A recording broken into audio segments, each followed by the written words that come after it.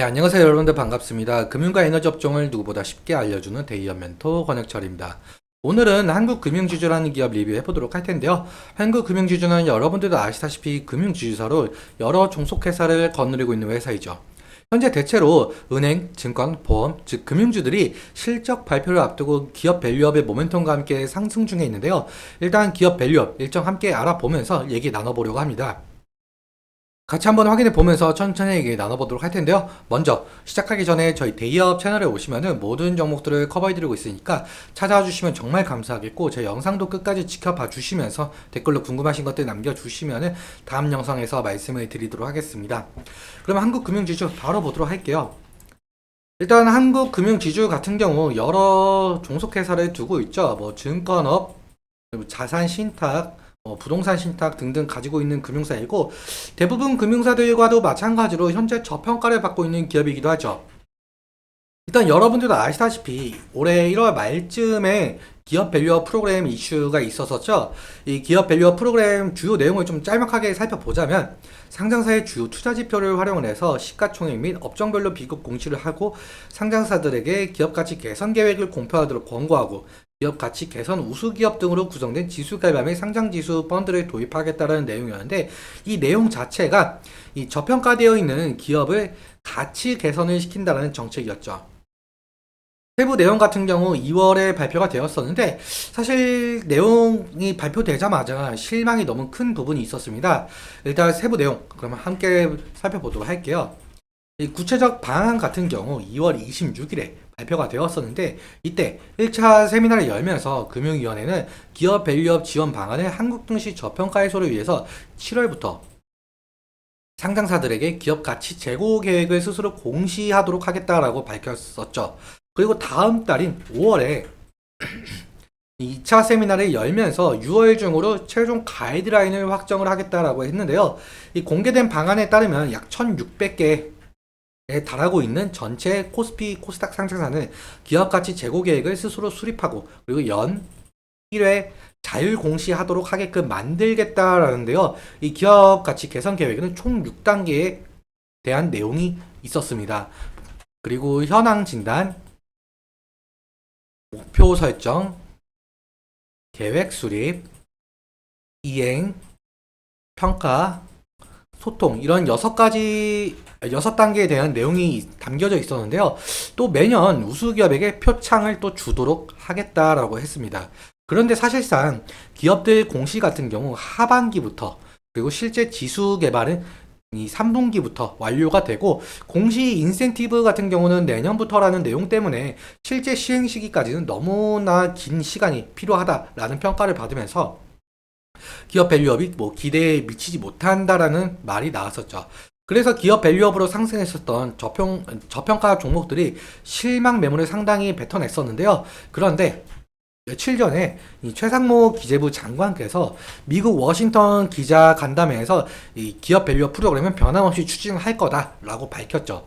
현재 그래서 저평가 종목들이 상당한 상승을 좀 보여주고 있는데, 그런데 어제 오후에 기업 밸류업 자율 공시를 하반기에서 5월로 변경을 하겠다라고 뉴스가 나왔습니다. 그러니까 기업 밸류업 정책에 좀 속도를 내고 싶다라는 것 같은데요. 이 이유에 대해서는 여러 가지 말이 있겠지만, 뭐 최근 윤석열 정부의 총선 참패, 그리고 고금리 지속, 중동의 지정학적 위기가 겹치면서 국내 증시가 좀 이 약세 기조를 보이고 있죠. 그래서 정부에서는 이 기업 밸류업의 속도를 내면서 증시 안정화를 시키려고 하는 것 같습니다. 그런데 사실상 이 기업 밸류업은 정부의 정책만으로는 실행을 할 수가 없거든요. 이 야당인 민주당의 선택도 가장 중요합니다.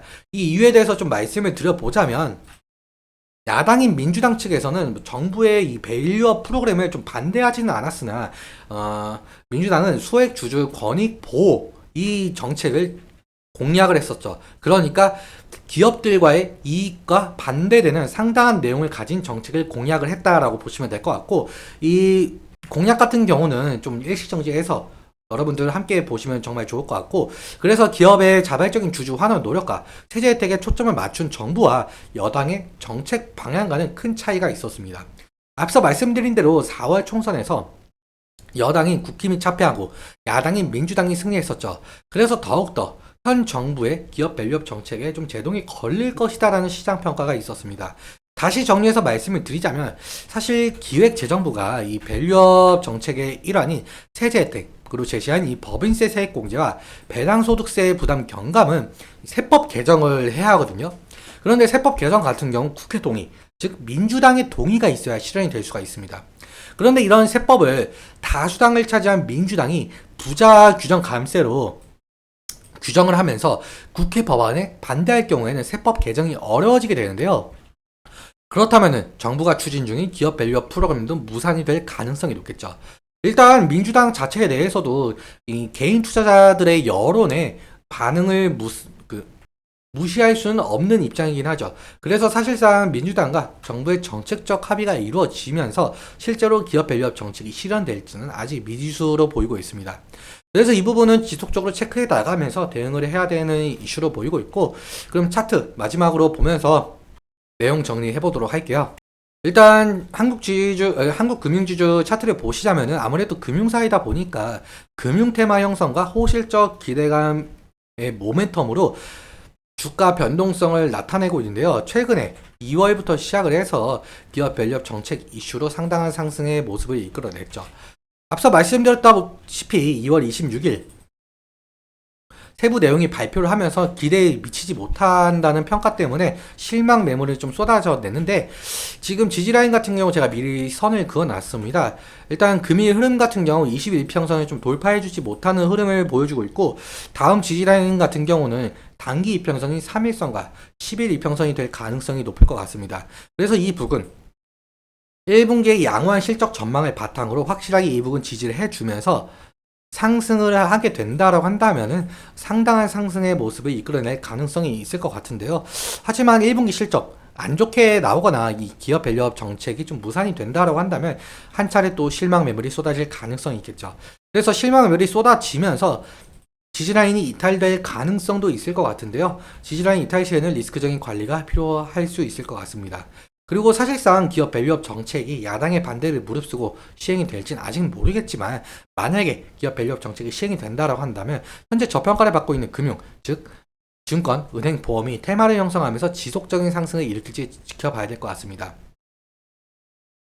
그리고 사실상 상승을 하더라도 2022년 하반기 때부터 2023년까지는 좀 박스권에 갇힌 흐름을 보여줬었죠. 그래서 상승시마다 차익 실현 매물이 나올 가능성이 있으니까 이 부분도 염두해 주시면 좋을 것 같고, 오늘은 여기까지 말씀을 드리면서 오늘 내용 여러분들께 도움 되셨다면 구독과 좋아요 부탁드리고, 말씀드린 내용과 차트적인 부분에 대해서는 제 개인적인 견해가 있을 수밖에 없기 때문에 여러분들의 주관적인 견해와 함께 투자를 하여 현명한 선택하셨으면 좋겠습니다.